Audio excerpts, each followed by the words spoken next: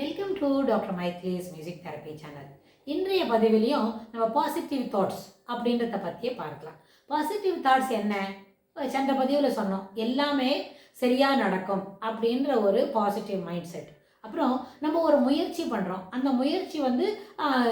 முயற்சி இனிதே நிறைவடைய வேண்டும்.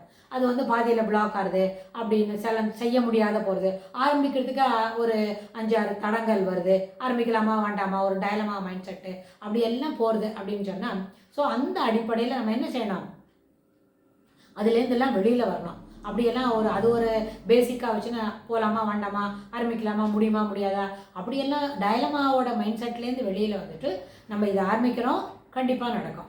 அப்புறம் என்ன பண்ணோம், அது ஒரு தடவையும் கரெக்டாக நடக்கும்ன்ற அந்த ஐடியாவை மனசுக்குள்ளே வளர்த்துட்டே போனோம். இது ஒரு எப்போ இருக்குன்னு சொன்னால், ஒரு ஸ்கூல் போகிற பசங்களுக்கு நிறைய ஹோம்ஒர்க் இருக்குது, அசைன்மெண்ட் முடிக்கணும் அப்படின்னா இப்போவே முடிக்க முடியுமா, முடிக்க முடியாதா, இந்த வாரம் ஃபுல்லாக எழுதணுமா, அடுத்த வாரம் வரைக்கும் எழுத்துன்னு போகுமா அப்படின்னு அந்த பசங்க யோசிச்சுட்டு ஆரம்பிக்கிறதுக்கே தேல் பி இன் ஒரு ஹெசிடேஷனில் இருந்துக்கிட்டே இருக்கும் அந்த பசங்களோட மைண்டில். அதை விட்டு அவங்க தாய் தகப்பன் இதுபோல் ஒரு மைண்ட் செட் வளர்த்தக்கூடாது. நீ என்ன பண்ணணும், நிச்சயமாக இப்போ ஆரம்பி, ஸ்லோ அண்ட் ஸ்டடி என்ன பண்ணணும், நிச்சயமாக அதை ஆரம்பித்ததை உள்ள முடிச்சுக்கலாம். அப்புறம் a work which has been commenced it is halfway through அப்படின்னு ஒரு இங்கிலீஷில் ஒரு ப்ரோவர்ப் இருக்குது. அந்த மாதிரி வரைச்சு முதல்ல ஆரம்பிச்சுடுவோம், உள்ள டைம் கிடைக்கிற வரைக்கும் எழுதுவோம்.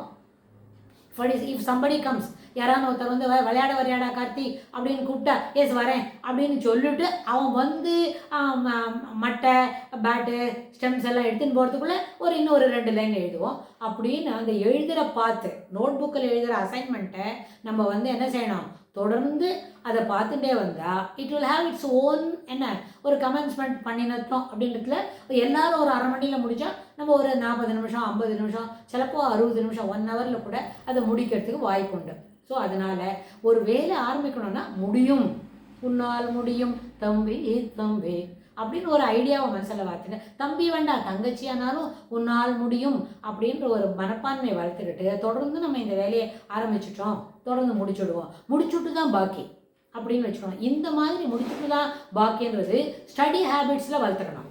Not for anything other than which is evading your study டெக்னிக்ஸ்ன்னு சொன்னால் அதில் அதை நம்ம வச்சுக்கூடாது. ஸ்டடி டெக்னிக்ஸ்க்கு இதை one of the points to improve our study habits. அதுக்கு இந்த positive mindset will be of good use, first thing.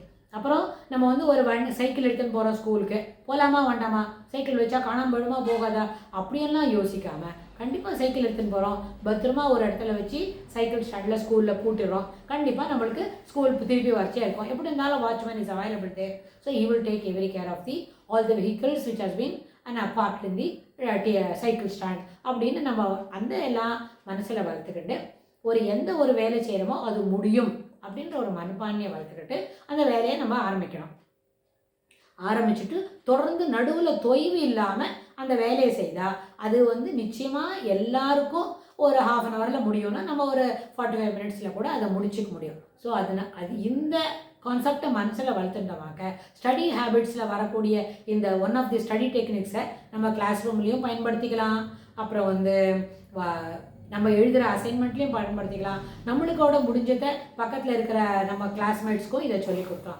All these things which is possible by our attitude அப்படின்னு. ஃபார் த பாசிட்டிவ் தாட்ஸ் வச்சுக்கிறதுக்கு முதல்ல attitude is a basic thing, then our focusing mind is accessory to that. அது மாதிரி ஒன்றுன்னா நம்ம அதில் வளர்த்துண்டா நிச்சயமாக ஒரு படிக்கிற நேரத்தில் நம்மளோட நெகட்டிவ் தாட்ஸு எந்த நேரத்துலையும் குறுக்க நம்மளோட படிக்க சாமர்த்தியத்தை குறைக்காது அப்படின்ற ஒரு மனப்பான்மையை வளர்த்துக்கணும்.